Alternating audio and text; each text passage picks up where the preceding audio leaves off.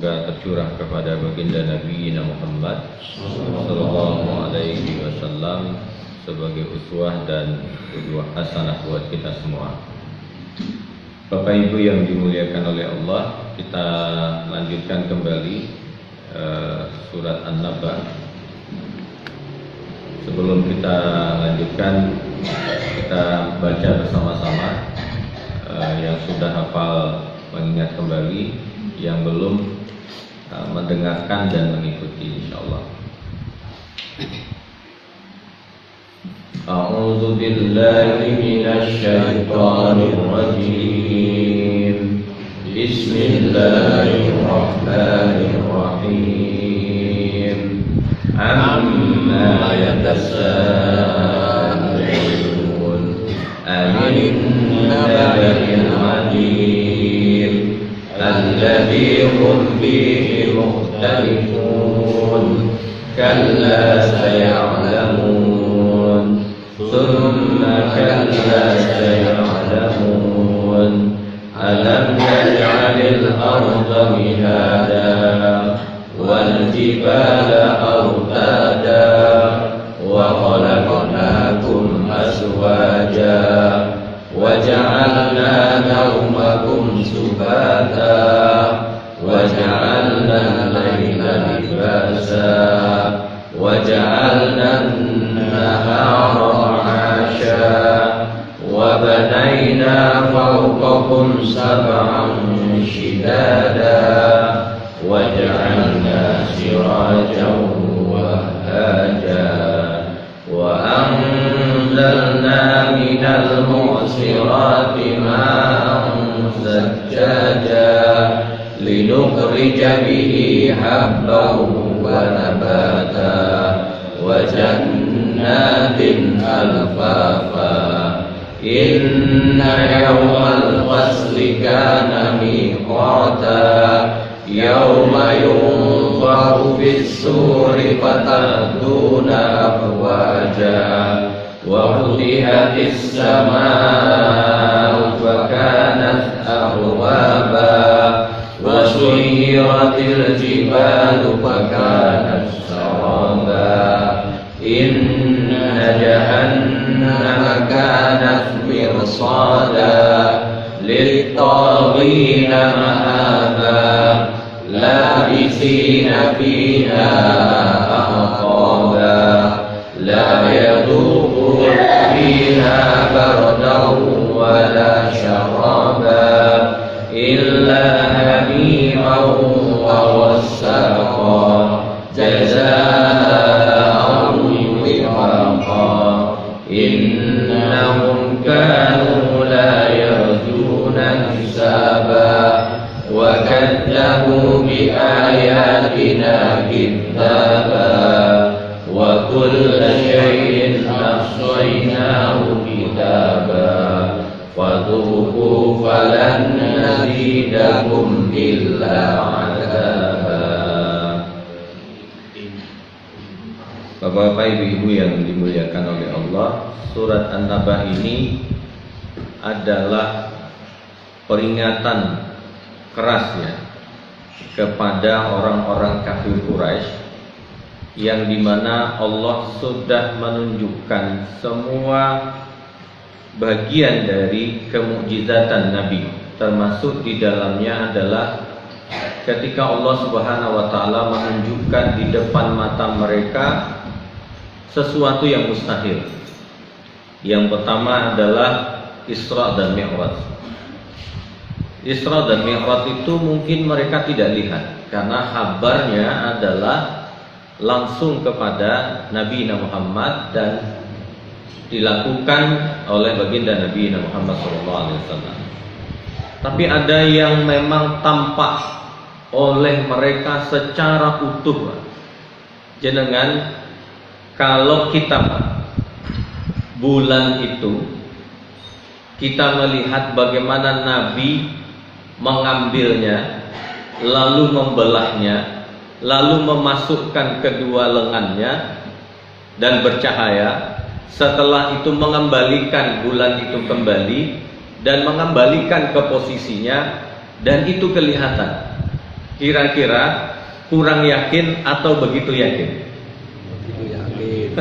Saya rasa sangat yakin. Kalau Isra dan Mi'raj kan tidak kelihatan. Ya, tidak kelihatan, hanya berita yang disampaikan oleh baginda Nabi Muhammad SAW. Tapi bagaimana yang terjadi dengan terbelahnya bulan itu? Dalam bahasanya Allah Subhanahu wa taala, amma yatasaalun, itu bukan persoalan Allah bertanya-tanya tentang keberadaan mereka. Dalam bahasa lain para ulama mengatakan kalian itu keterlaluan, kata Allah. Jadi kalau anak sudah diingatkan berkali-kali masih melakukan hal yang sama, kira-kira apa bahasa yang keluar dari seorang ayah?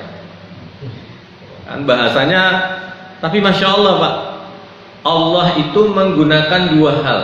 Yang pertama adalah terkait dengan akal yang Allah sentuh, yang kedua terkait dengan hati. Kalau seandainya yang kalian lihat itu tidak cukup, kata Allah, ada yang lebih dahsyat daripada itu, yaitu apa yang mereka tanyakan. Benar nggak Muhammad itu mengatakan ada yaumil akhir, ada kehidupan setelah kehidupan ini? Ya, ada kehidupan setelah kehidupan ini. Makanya Allah menyatakan dari surat yang saya baca tadi itu, Allah menciptakan kita ini sempurna, kata Allah. Ya, sempurna, sangat sempurna. Tapi apa pernyataan Allah di akhir? Setelah Allah menyatakan kesempurnaan kita, dari apa kita diciptakan, min sulalatin min ma'in mahin thumma sawwahu wa nafakha fihi min ruhi wa ja'ala lakumus sam'a wal absara wal afidah. Apa kata Allah? Qalilan ma tashkurun. Insyaallah. Tapi Nabi Ibrahim saja Pak, disebutkan bahwa Nabi Ibrahim itu hanya bisa bersyukur dengan 10 syukur yang Allah berikan kepadanya. Nabi Ibrahim, Nabi Ibrahim alaihissalam. Apalagi kita ini, ya. Untuk apa kita Allah mengawali juz 30 ini dengan surat An-Naba?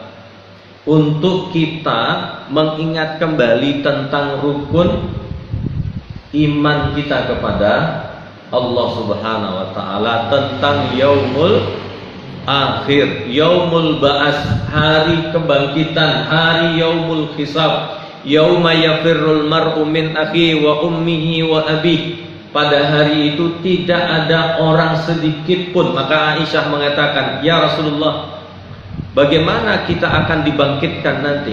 Kata Rasulullah, semua akan telanjang, kata Rasulullah. Apakah engkau termasuk? Iya. Nah, tapi hanya beberapa saat Rasulullah SAW. Iya, kata Rasulullah. Lalu bagaimana keadaan mereka? Apakah mereka tidak malu?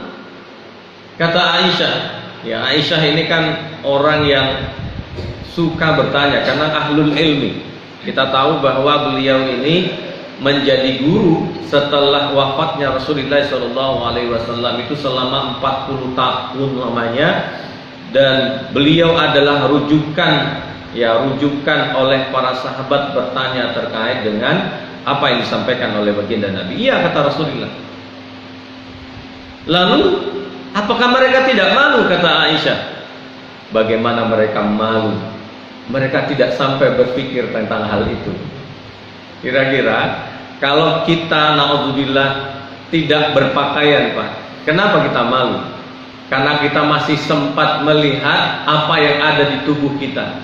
Tapi kalau sudah tidak sempat, ya, tidak ada, sibuknya luar biasa. Amma yatasaalun, kata Allah, anin naba'il adzim. Loh, kalian, kata Allah, berita itu dibawa oleh seorang nabi. Makanya kata naba itu kan dari berita besar, ya. Jadi informasi itu karena ada khobar, ada hadis, ada naba. An-naba sesuatu yang akan terjadi di masa yang akan datang, dibawa oleh seorang pembawa berita itu, namanya adalah seorang nabi. Makanya naba, nabi. Lalu bagaimana berita itu disifati oleh Allah Al-Azim. Azim itu kalau kita lihat izom itu artinya tulang, Pak. Tulang yang keras ini namanya izom. Nah, azim itu wazannya fa'il. Fa'il itu artinya selalu. Bahwa berita yang dibawa oleh Nabi tadi itu akan, berita besar itu akan mereka pertanyakan selalu, selamanya. Padahal berita itu sudah azim. Azim itu artinya kokoh, kuat, pasti, tidak mungkin bisa disanggah, dan Allah nyatakan yaumil akhir itu pasti akan terjadi. Tapi apa yang terjadi? Amma yatasa'alun. Kira-kira kalau kita bawa ke hati kita, Pak, saat ini sampai nggak hati kita ke barzakh? Ya. Ini tidak perlu dijawab. Sampai nggak hati kita ketika kita mulai takbiratul ihram kita tadi, sampai nggak takbir kita itu ke barzakh? Bahwa barzakh itu pasti terjadi. Bahwa kedatangan malaikat, dua malaikat Raqib dan Atid itu akan minta pertanggungjawaban apa yang sudah kita lakukan. Akan ada dua malaikat yang bertanya tentang marabbuka. Jadi persoalannya, kuncinya sudah dikasih, Pak. Kunci soalnya sudah dikasih. Pertanyaannya, kira-kira jawabannya sama nggak nanti ke kita? Marabbuka, mar rasul, ya, siapa rasulmu, apa kitabmu, kan sudah dibuka, Pak. Hadis itu clear, Pak. Hadis tentang apa yang ditanya oleh malaikat itu kepada kita di barzakh itu sangat jelas. Apa yang dilakukan oleh orang-orang kafir, diolok-olok Nabi Muhammad. Muhammad, dalam bahasa kita, loh, katanya yaumul kiamah itu ada. Loh, kunci-kuncinya sudah sampean sampaikan. Yo, itu bukan berita lagi, itu kan sudah jelas. Apa kata Nabi Muhammad sallallahu alaihi wasallam? Untuk menerima aku saja sebagai seorang rasul, kalian tidak bisa menerimanya, apalagi tentang barzakh, apalagi tentang yaumul qiyamah. Insyaallah, Pak. Maka disebutkan bahwa para ulama mengatakan begini, man arafa haqqa, siapa yang mengenal sang hak, ya, siapa yang kita kenal? Allah Subhanahu wa taala. Semakin jauh kita mengenal Allah, disebutkan bahwa man arafa haqqa syahadahu fi kulli syai'in, niscaya ia menyaksikannya pada segala sesuatu. Jadi kalau hati kita itu melekat kepada Allah, maka kita akan temukan Allah terhadap segala sesuatu, apapun, Pak, apapun. Mestinya ketika kita melihat sesuatu, yang keluar dari lisan kita apa? Yang keluar dari lisan kita, subhanallah, alhamdulillah, Allahu akbar, masya Allah, kan begitu, Pak? Kenapa? Karena man arafa haqqa syahadahu fi kulli syai'in, barang siapa yang mengenal sang hak Allah Subhanahu wa taala, niscaya ia menyaksikannya pada segala sesuatu. Ya. Jadi apalagi, masya Allah, jenengan pernah membayangkan kalau sholat subuh ini diimami oleh baginda Nabi Muhammad sallallahu alaihi wasallam.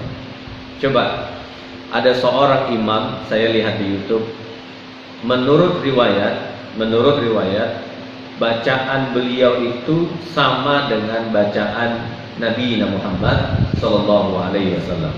Jadi bacaannya itu, bacaan sholat, irama sholatnya itu sama, karena riwayat bacaan Nabi itu sampai ke kita, Pak. Jadi bagaimana Nabi membacakan Al-Fatihah itu sampai ke kita. Nah, menurut para pakar bahwa orang ini Alim ini adalah orang yang bacaannya persis sama dengan baginda Nabi Muhammad sallallahu alaihi wasallam. Pertanyaan saya, bagaimana kalau benar yang jadi imam itu adalah baginda Nabi Muhammad sallallahu alaihi wasallam? Menakjubkan, Pak. Makanya Nabi ketika ditanya oleh para sahabat, siapa mereka ya Rasulullah? Apakah mereka itu kami ya Rasulullah? Bukan, kalian sahabatku. Apakah setelah kami ya Rasulullah? Bukan, tapi jauh setelah kalian. Mereka tidak pernah bertemu dengan diriku, kata Rasulullah SAW. Tapi mereka meyakini agama al-Islam ini.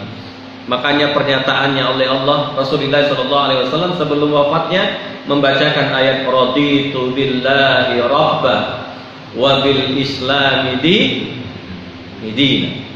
Insyaallah.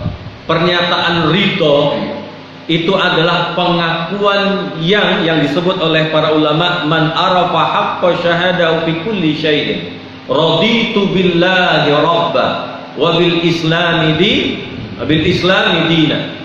Dan kata ridho itu berbeda dengan kata al-ikhlas. Ya, kalau ikhlas itu terkait dengan ibadah, kalau ridho itu apa yang ditetapkan kepada kita dan kita ridho dengan apa yang Allah tetapkan kepada kita, maka itu ridho.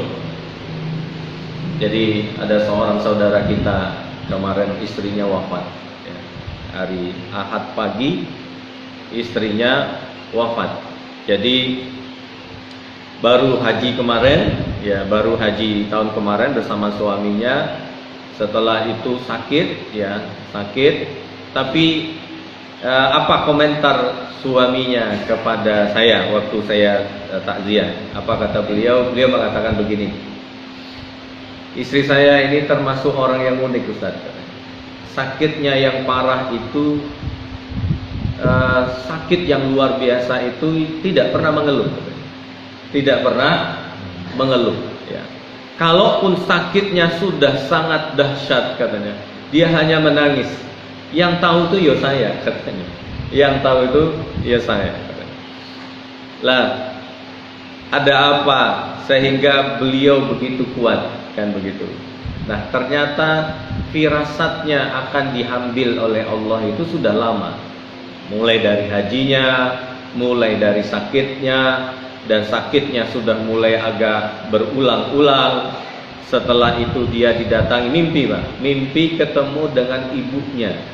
Jadi bertemu dengan ibunya dengan kondisi pakaian yang terbaik, dengan wajah yang terbaik. Maka dia mengajak untuk pulang. Mengajak untuk pulang. Masya Allah, Pak. Kalau ibu kita yang ngajak pulang, jenengan pulang atau tidak? Pertanyaan saya, kalau Allah yang ngajak pulang, mesti enggak? Mesti atau tidak? Mau tidak mau mesti pulang. Pertanyaannya, kita mau pulang dengan keadaan bagaimana, Pak? Kita mau pulang dalam keadaan bagaimana? Sedangkan Abu Sufyan, ya, Utbah, orang-orang kafir Quraisy ini, saya membayangkan ketika Nabi berhadapan dengan mayat pamannya Abu Sufyan. Ini kan Abu Sufyan ini yang melindungi beliau, jaga beliau, maka tidak ada kesedihan yang lebih besar Amul Huzan itu ketika beliau kehilangan istrinya Khadijatul Kubra dan kehilangan Abu Sufyan. Khadijah itu menurut para ulama Nabi kehilangan dari sisi dalam ini, hatinya dan semua yang terkait dengan ada yang di dalam. Sedangkan Abu Sufyan jinahun lahu minal kharij, akan menjadi benteng bagi Rasulullah dari luar. Tapi apa yang dirasakan oleh baginda Nabi Muhammad SAW ketika berada di Taif dan dilempari, setelah itu masuk ke Masjid Qub, maksudnya beliau bersandar dan sekarang jadi Masjid Qub itu, apa kata Rasulullah SAW? Aku ridho ya Allah, aku ridho. Nah, aku ridho engkau usir ya, maksudnya Nabi terusir dari kota Mekah ya, terusir dari kota Mekah, setelah itu dakwah ke Taif dan kehilangan 2 orang yang dicintai oleh baginda Nabi Muhammad SAW. Aku ridho ya Allah, apapun yang engkau inginkan aku ridho, asalkan aku mendapatkan ridhomu ya Allah Subhanahu wa ta'ala. Maka kita bisa melihat Pak, panjang mana di kota Mekah atau di Madinah? Panjang di kota Mekah. Pertanyaan saya, hukum-hukum fikih itu lebih banyak diturunkan oleh Allah di Madinah atau di Mekah? Nah, di Madinah Pak. Maka para ulama mengatakan, kenapa hukum fikih seperti sholat, zakat dan sebagainya itu baru turun di kota Madinah? Karena apa? Panjangnya Allah Subhanahu wa ta'ala mendidik para sahabat dengan iman mereka sepanjang 13 tahun. Baru perperangan-perperangan yang dahsyat yang perlu pengokohan iman itu setelah Nabi Muhammad SAW hijrah ke Madinah. Kenapa demikian? Gambaran itulah yang Allah gambarkan dalam surat An-Naba ini. Bagaimana iman orang-orang kafir itu, hal yang besar yang tampak, berita yang diberikan, seorang sosok yang mulia. Seandainya Pak, saya andai lagi, kalaulah Nabi datang ke Ponorogo ini ya, duduk bersama kita di majelis ini, menyampaikan hadis-hadisnya, menyampaikan Al-Quran di hadapan kita, saya yakin seluruh orang Ponorogo ini akan berkumpul di Masjid Jazuli ini ya. Saya yakin lisannya yang begitu indah, perkataannya yang begitu indah, beritanya yang begitu besar, mesti akan diterima oleh kita. Tapi Masya Allah Pak, melihat Nabi Muhammad di tengah-tengah orang kafir Quraisy ini, kejujurannya, sikapnya, tapi pertanyaannya, apakah mereka menerima Rasulullah SAW? Tidak Pak. Maka Allah mengingatkan, saking sayangnya Allah Subhanahu wa ta'ala kepada kafir Quraisy ini, sampai Allah ingatkan berkali-kali, anin naba'il azim alladzi hum fihi mukhtalifun kalla saya'lamun.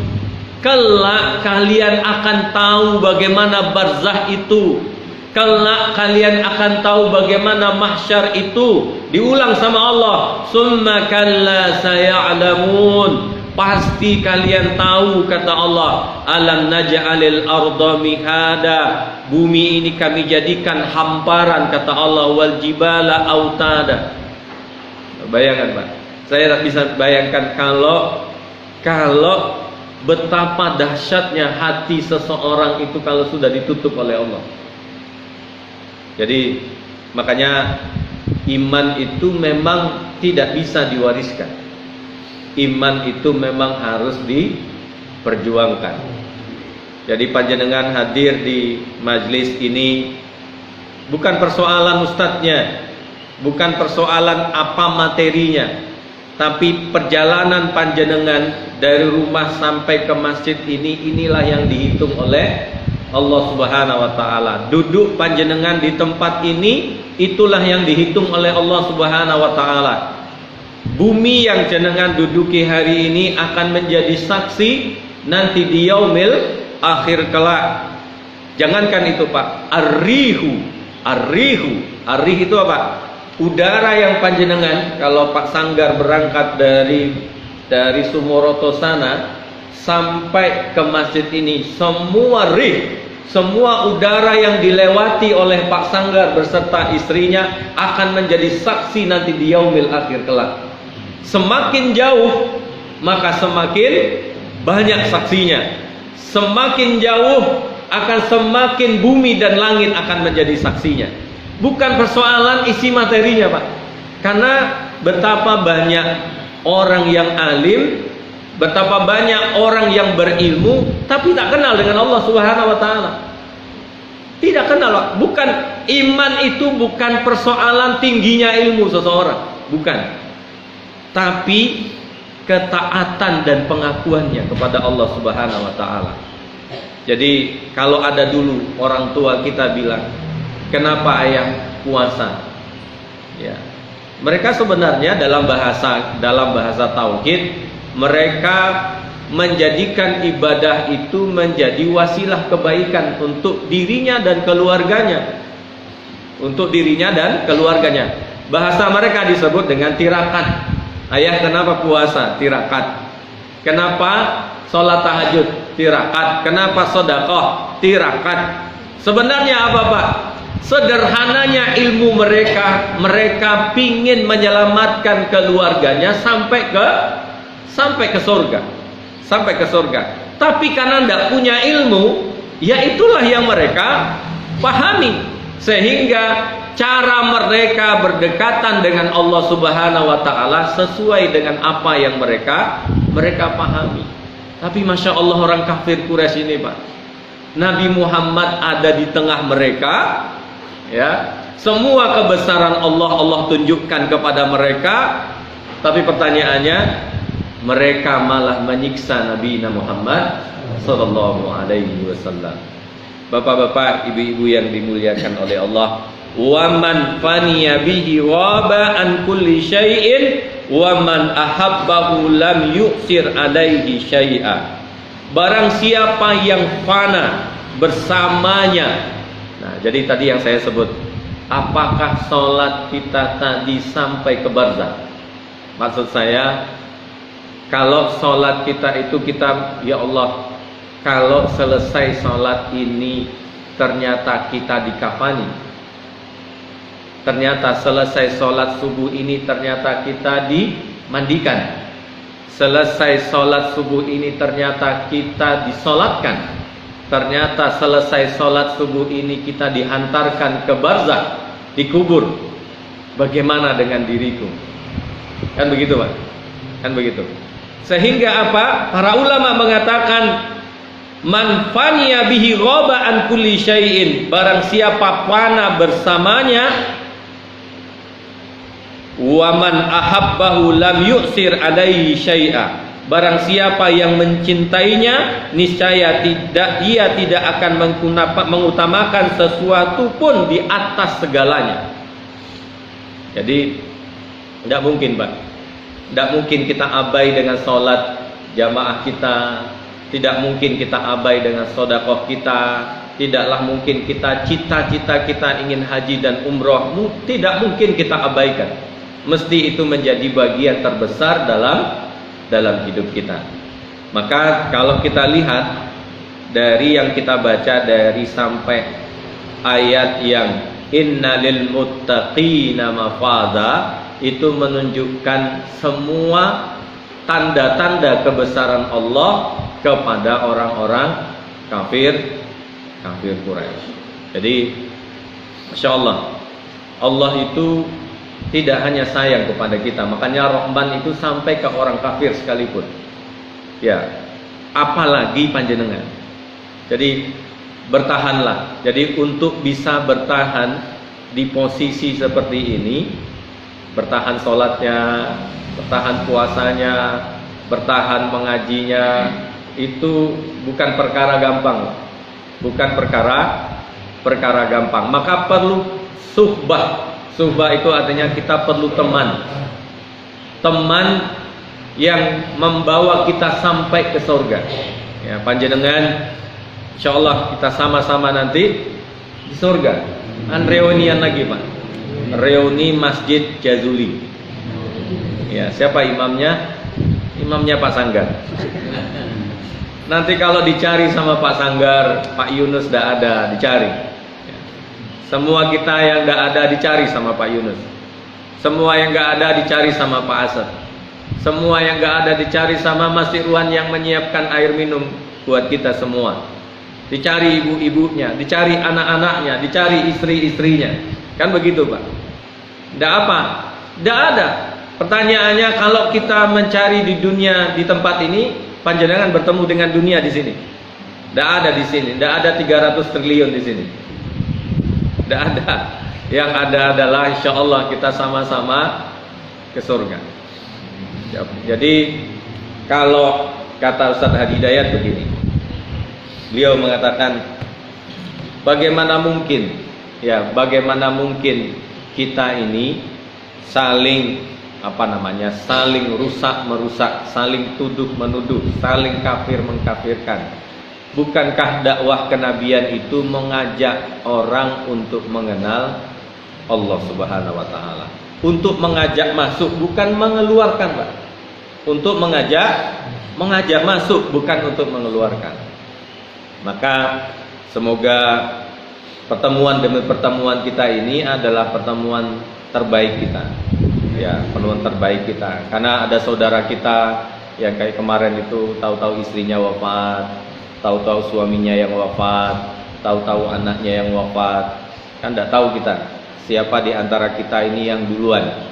Ya, mungkin saya, mungkin panjenengan, mungkin siapapun. Tapi persoalannya adalah yang kita ingat-ingat adalah bagaimana cara saya pulang kepada Allah.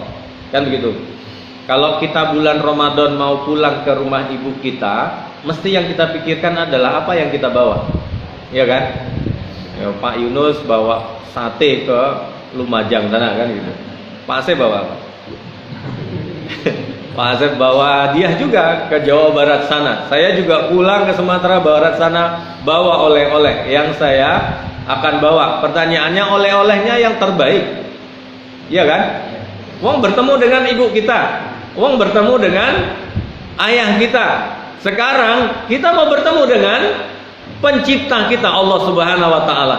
Apa ya oleh-olehnya, apa adanya. Ya, maka disebut tidaklah sholat kalian itu yang menyebabkan kalian masuk surga, tetapi rahmatnya Allah. Tapi ingat bahwa payung rahmat itu adalah ibadah. Payung rahmat itu ibadah. Maka ibadah itu menjadi berkategori ikhlas, sedangkan takdir Allah Subhanahu wa taala berkategori ridho. Semoga terlepas tahun baru ini ya bukan punya kita, tetapi ini adalah pergantian tahun. Semoga hari kita lebih baik daripada hari yang sebelumnya. Man kana yaumu khairu min amsi fa huwa rabi. Siapa yang harinya lebih baik daripada yang dahulu, dia beruntung. Siapa yang hari ini lebih buruk dari sebelumnya, maka dia mal'un, dilaknat oleh Allah Subhanahu wa taala. Semoga kita adalah orang yang robih, orang yang beruntun, jauh lebih baik daripada sebelumnya. Wallahu a'lam bishawab. Semoga keberkahan buat kita semua. Amin ya rabbal alamin. Aqulu qauli hadza. Kita tutup dengan doa kafaratul majlis. Subhanakallahumma wa bihamdika asyhadu an la ilaha illa anta astaghfiruka wa atubu ilaik. Aqulu qauli hadza astaghfirullahal azim. Assalamualaikum warahmatullahi wabarakatuh.